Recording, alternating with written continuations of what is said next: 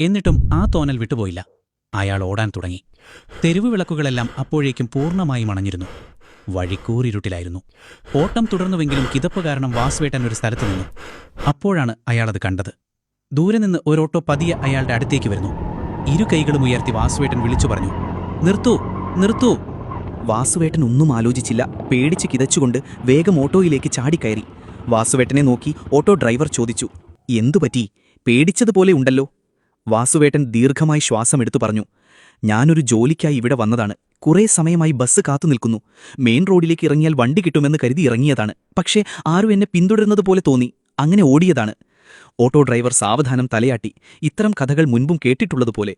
ഒരു നിമിഷത്തെ നിശബ്ദതയ്ക്ക് ശേഷം ഡ്രൈവർ വീണ്ടും സംസാരിച്ചു, "നിങ്ങൾ ഭാഗ്യവാനാണ്."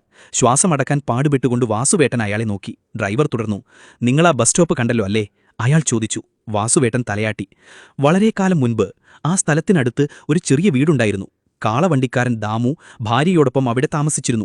അവർ സാധാരണക്കാരായിരുന്നു. ദാമു കാളവണ്ടിയിൽ സാധനങ്ങൾ കൊണ്ടുപോകുമായിരുന്നു. അതായിരുന്നു അയാളുടെ ഏക വരുമാനം." വാസുവേട്ടൻ ശ്രദ്ധയോടെ കേട്ടു. ഡ്രൈവർ തുടർന്നു, "ഒരു ദിവസം വൈകുന്നേരമായപ്പോൾ കുറച്ച് അരിച്ചാക്കുകൾ എത്തിക്കാനായി ദാമു കാളവണ്ടിയുമായി പുറപ്പെട്ടു. കാട്ടിൽ എവിടെയോ വെച്ച് അയാൾക്കു വഴിതെറ്റി. പിന്നെ ഒരിക്കലും തിരിച്ചു വന്നില്ല."